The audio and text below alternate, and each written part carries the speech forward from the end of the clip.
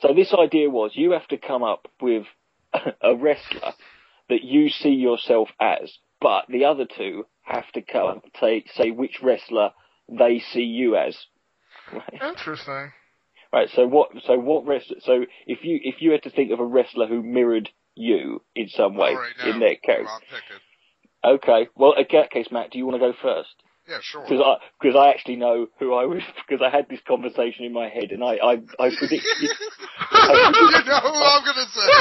Everyone knows. Let's be honest. We all know who I'm Everyone knows who you're going to say, I'm going to say, but for those who haven't heard, this is Matt. Please tell us which wrestler you see yourself as. Thick Molly. No, not Thick Molly. No. Back with the TNA.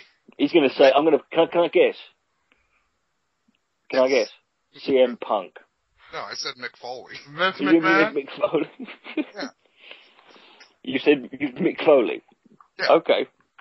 That's interesting. Why? Please tell us why.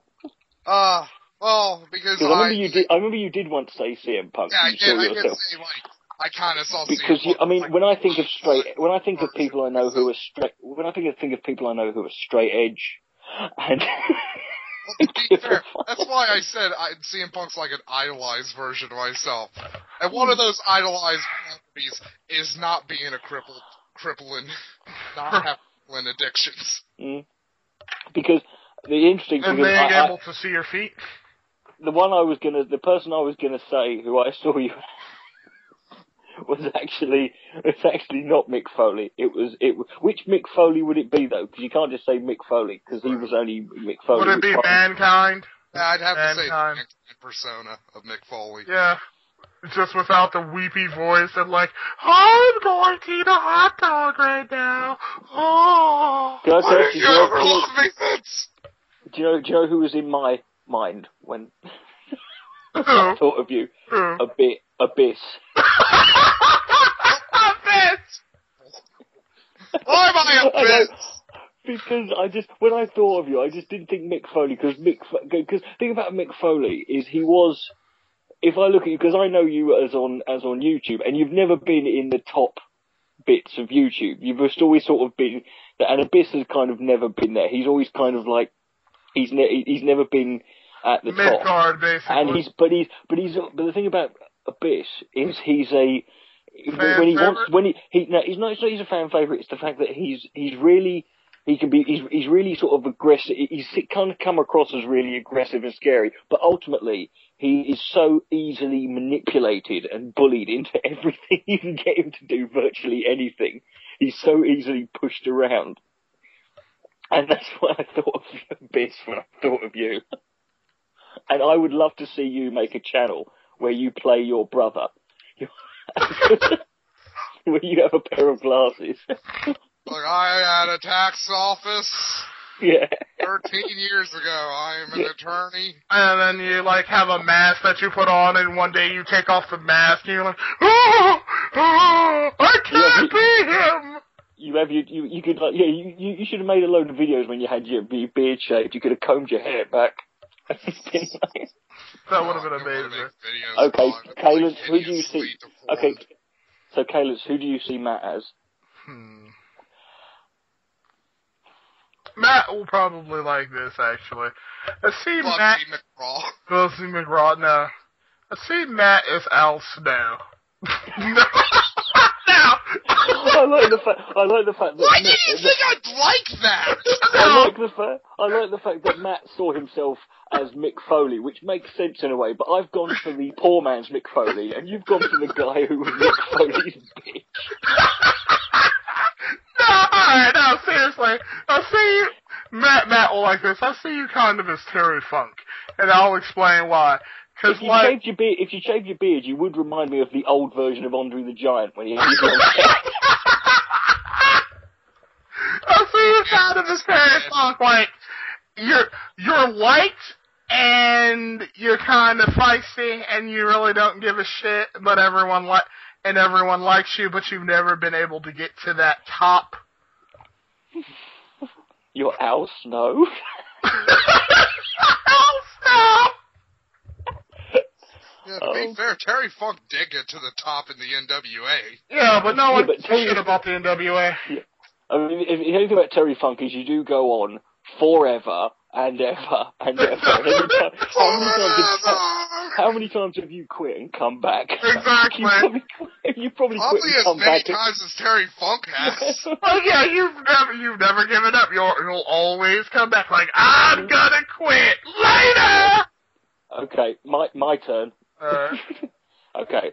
The one I was trying to think harder, I was trying to think realistically. The one I picked for myself was Rowdy Roddy Piper. Because I've never been at the top, and I always seem to be at the centre of the most interesting, and the people who hate me really fucking hate me, and the people who like me really fucking like me, and there's no sort of in between with me.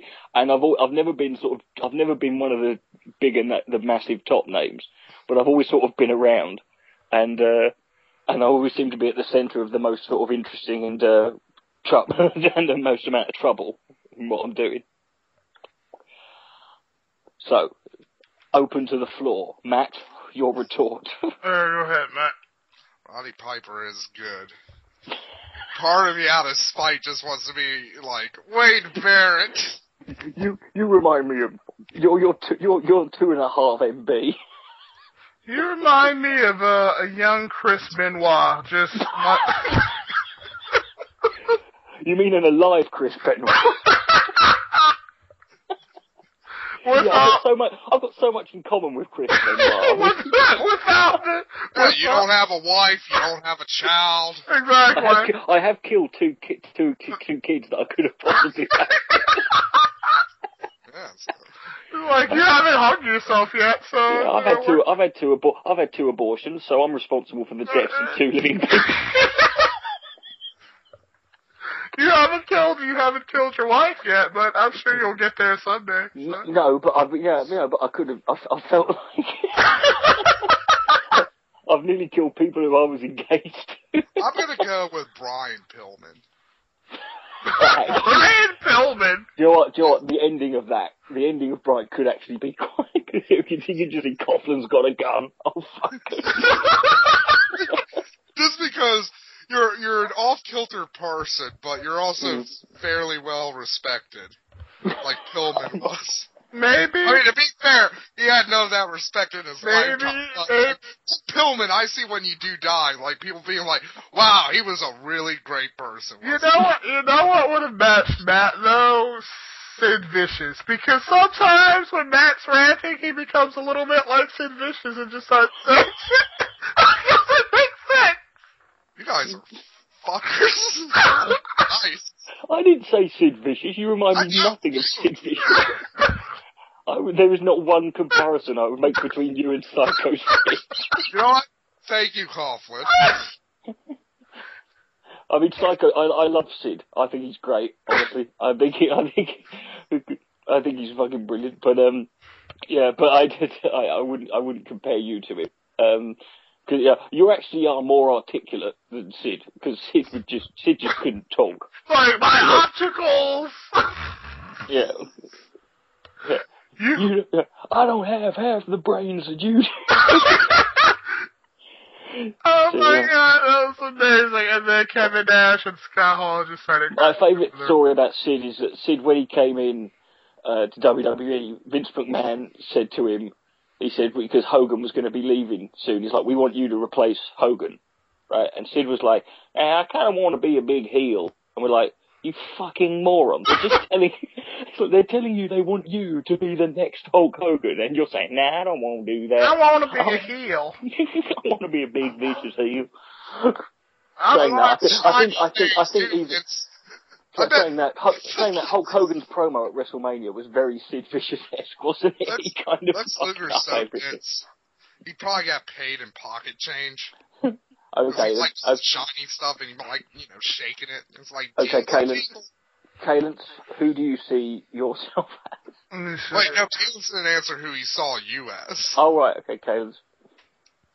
Roddy Piper is a good one. The only real difference I see between you and Roddy Piper is that I don't see you, beating up, a Samoan man and saying, here, monkeys love coconut sauce. Or salted a Haitian midget. He's shaving his head and going, No, this is true. But the main difference between me and Rowdy Roddy Piper is I've actually lived in Scotland. Yeah, that's a huge one too. That's a major difference between me and him. Okay then, right. So, that's it. So, Kay, let's go. In what wrestler do you see yourself as?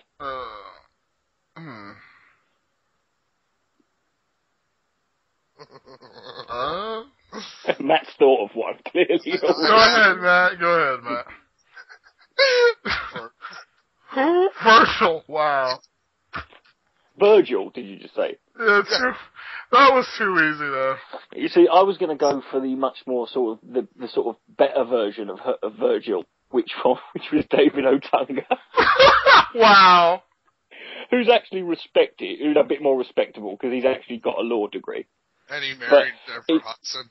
Yeah, but in the context of us, I mean, you're kind of like the mediator, and that's kind of what you're like, the guy who goes in. You're like the in-between guy between when me and Matt are fighting with each other. Or you're like the sort of you're that guy who's there to sort of deal with the. You're the moderate voice in the middle when we're all shouting at each other. Or Liam's talking, being a miserable twat as usual. You could be worse. We could have been like, you're Coachman. Yeah, we could have said we could have called, said you're Kerwin White or something. You're Kamala with the extra leg. You're Viscera.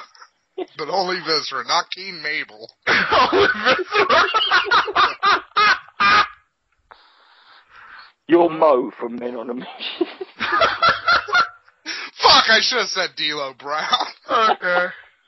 You can be a wrestler who isn't black. I have to be a wrestler who is black. That's the unspoken rule of the internet. Sure, I was trying to go for a British wrestler, Coughlin. I was like, he's not like William Regal. Well, the closest one you'd probably have to say, if you want unhinged British wrestlers, you'd probably have to say Dynamite Kid, but he's a bit too extreme even for me. So, so Caleb, you got to pick your own. Corporate Kane. Really? That's Corporate you are, Kane? Caleb. Why am I Corporate Kane, Matt? Because you're Coughlin's muscle. And in this case, Coughlin would be Stephanie McMahon. Isn't that being? You know what I have to say to that? Fuck you, corporate. But isn't saying Caleb's is my muscle? Isn't that like when they used to say Dan Quayle was George Bush's brain? I kicked Matt out of the call because I was like, fuck you. Okay, I think we should end this discussion here. Okay, I'm sorry, the truth hurts. Thank you for listening to the Total D Bags. Please post your comments as to what wrestler are you. The end.